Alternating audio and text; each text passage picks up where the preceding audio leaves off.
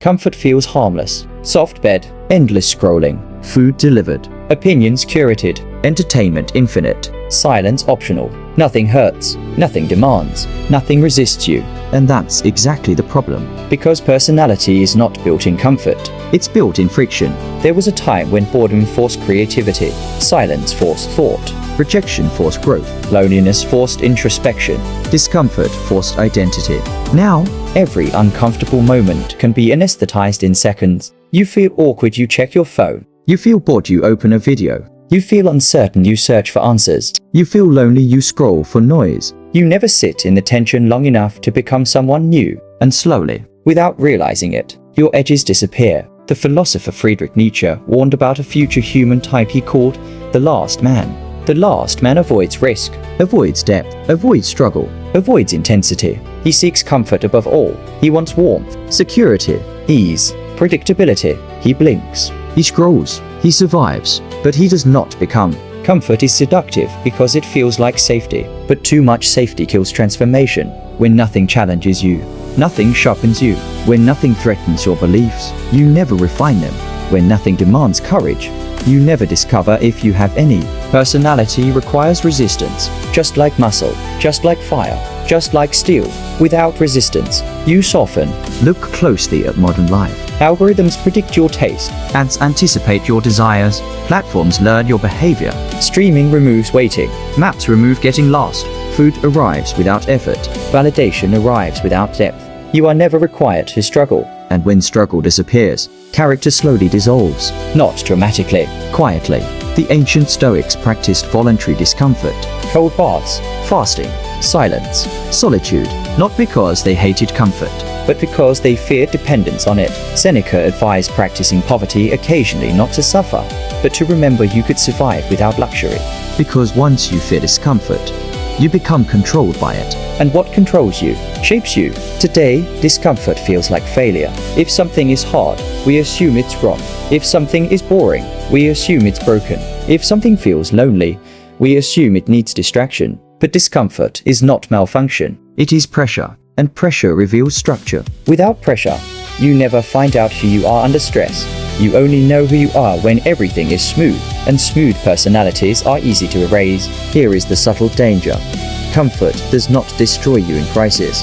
It dissolves you in ease. You become agreeable, Predictable, mild, non-confrontational, algorithm-friendly. Your humor becomes safer. Your opinions become softer. your risks become smaller.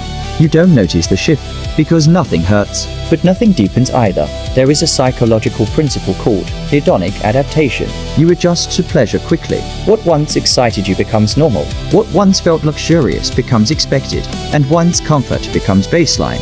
Anything less feels unbearable. So your tolerance shrinks. Your resilience weakens. Your patience thins.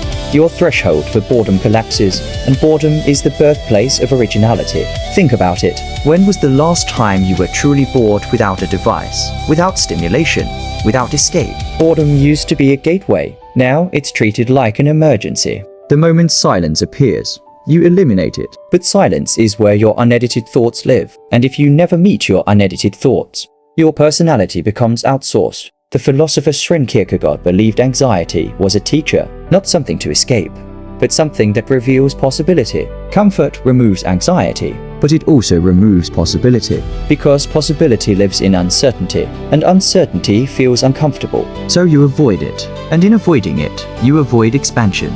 Comfort creates a strange illusion. You feel stable, but you are actually fragile, because stability built on ease collapses under pressure. A personality shaped only in comfort has never been tested. And what is untested remains theoretical. You may think you are brave. But you've never chosen discomfort. You may think you are disciplined. But you've never denied yourself ease. You may think you are deep. But you've never sat long enough in silence to find out. This is how comfort ruins personality. It removes contrast. Without contrast, identity blurs. If you never experience hardship, you never define your values against it. If you never confront resistance, you never discover your limits. If you never feel lost, you never build direction.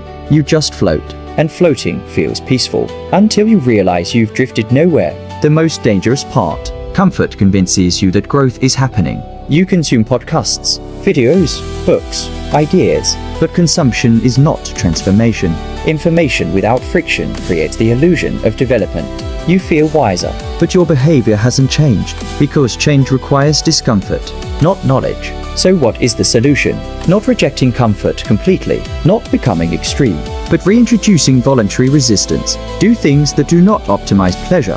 Have conversations that risk disagreement. Sit in silence without escape. Create without immediate validation. Learn something that makes you feel stupid. Choose inconvenience occasionally, because every time you choose discomfort willingly, you reclaim authorship over your personality. You stop being shaped passively. You begin shaping yourself deliberately. Here is the final truth. Comfort is not evil, but it is addictive, and addiction shrinks identity. The more you need comfort, The more you organize your life around avoiding discomfort, and a life built around avoidance cannot build depth. you don't lose your personality suddenly.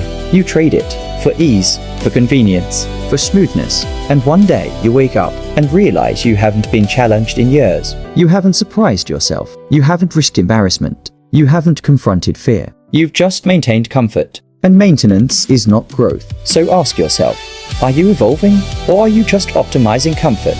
Because one builds character, The other raises it slowly, quietly. comfortably. If this unsettled you, good. Discomfort is a sign something is alive. Like the video, subscribe, and stay here. Because next time, we're questioning something even deeper. And it won't be comfortable.